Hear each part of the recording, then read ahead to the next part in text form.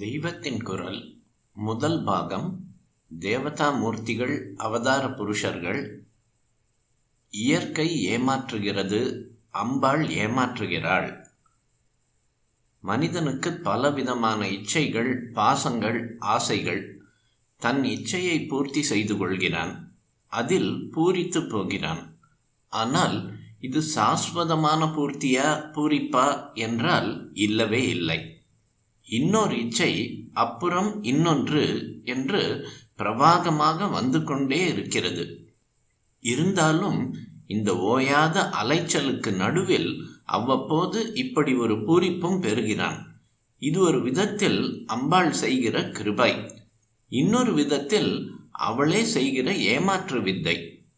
தான் ஆசையும் பாசமும் வைப்பவர்கள் திருப்பி தன்னிடம் ஆசையும் பாசமும் வைத்தால் ஒரே அடியாக சந்தோஷப்படுகிறான். கல்யாணம் பண்ணி கொண்டு குழந்தை குட்டிகள் பெற்று இவ்வாறு தன் இச்சை பூர்த்தியானதாக சந்தோஷப்படுகிறான்.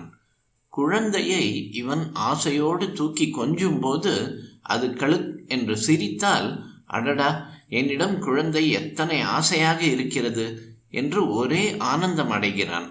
அதை மேலும் அன்போடு கவனத்தோடு வளர்க்கிறான். மனிதன் இந்த காம இச்சை, வாத்சல்யம் எல்லாம் தன் சுகத்துக்காக என்று எண்ணிக்கொண்டிருக்கிறான். அதுதான் இல்லை. பல ஜீவர்கள் மறுபடி பிறவி எடுத்து தங்கள் கர்மத்தை அனுபவித்தாக வேண்டும். முடிவாக கர்மத்தை கழித்து கொண்டு மோட்ச நிலையை பெற வேண்டும். அதற்காகத்தான் இவனுக்கு காமமும் கல்யாணமும் சந்ததியும். ஆனால் இவன் தன் இன்பத்துக்கென்று நினைத்து ஆனந்தப்படுகிறான்.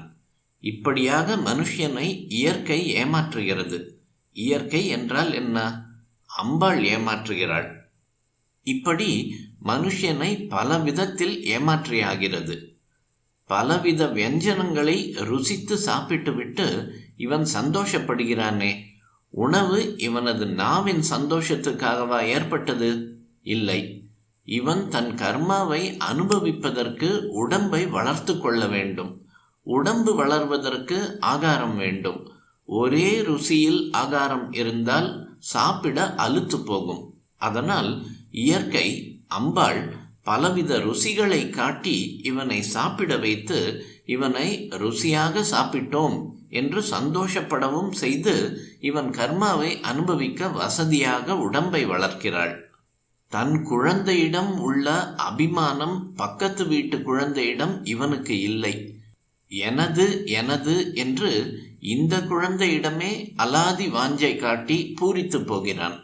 எல்லா குழந்தைகளிடம் இவனுக்கு ஒரே மாதிரியான அபிமானம் இருந்தால் இந்த குழந்தையை பார்த்து பார்த்து குளிப்பாட்டி உணவூட்டி தூங்க வைத்து அதற்காகவே உடல், பொருள், ஆவியை செலவு செய்து வளர்ப்பானா?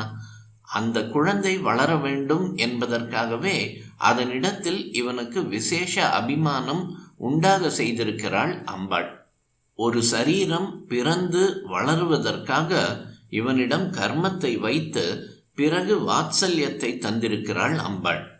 இவனுடைய சரீரம் வளருவதற்காகவே இவனுக்கு ருசி, பசி முதலியனவற்றை அம்பாள் வைத்திருக்கிறாள் என்று சொன்னேன்.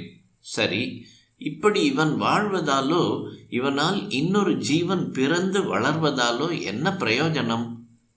பழைய கர்மத்தை அனுபவிப்பது தவிர இதில் என்ன பயன்? இவனும் ஆத்மக்ஷேமம் அடைய காணும். பொதுவாக நாம் பார்க்கிற எல்லா ஜென்மாவும் வீணாகத்தானே போகின்றன.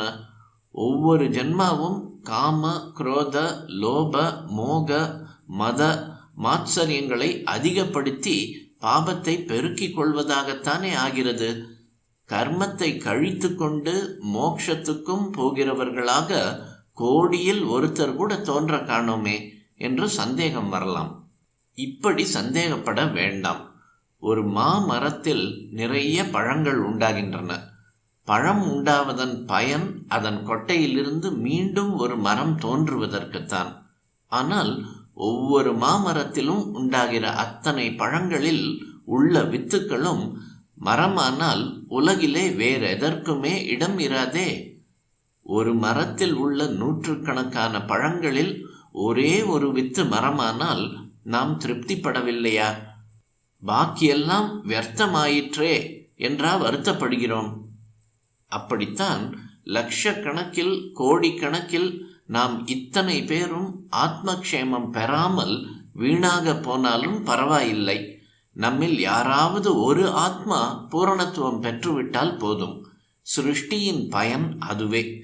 அந்த ஒரு பூரண ஆத்மா நம் அனைவருக்கும் சக்தி தரும். அப்படி கோடானு கோடி ஜீவர்களில் ஒன்று தோன்றவே இத்தனை காமமும் சஞ்சலமும் இன்ப துன்பமும் வைத்திருக்கிறது. நாம் இத்தனை பேரும் வாழ்வதன் பயனும் அந்த ஒருத்தன் தோன்றுவதுதான். உரியடி உற்சவத்தில் வழுக்கு மரத்தில் பலர் ஏறி ஏறி சறுக்கி விழுவார்கள். கடைசியில் ஒரே ஒருவன் ஏறி விடுகிறான். அவன் ஒருவன் ஏறுவதற்காகத்தான் அத்தனை பேரையும் அத்தனை பிரயாசைப்படுத்தி விளையாட்டு நடக்கிறது. உலக விளையாட்டும் அப்படியே. நம்மில் பலர் சறுக்கி விழுந்தாலும் ஒருவன் பூரணத்தை பிடித்து விட்டால் போதும். எத்தனை முறை சறுக்கினாலும் உரியடியில் திரும்ப திரும்ப முயற்சி செய்தவனைப் போல் நாமும் பூரணத்துவத்தை அடைய முயன்று கொண்டே இருப்போம். அம்பாள் நம்மில் யாருக்கு கை கொடுத்து ஏற்ற வேண்டுமோ அவனை ஏற்றி வைப்பாள். அவன் ஒருத்தன் அதற்கு பிற்பாடு இந்த ஏமாற்று வித்தையிலிருந்து தப்புவதே நம் இத்தனை பேருக்கும் போதும்.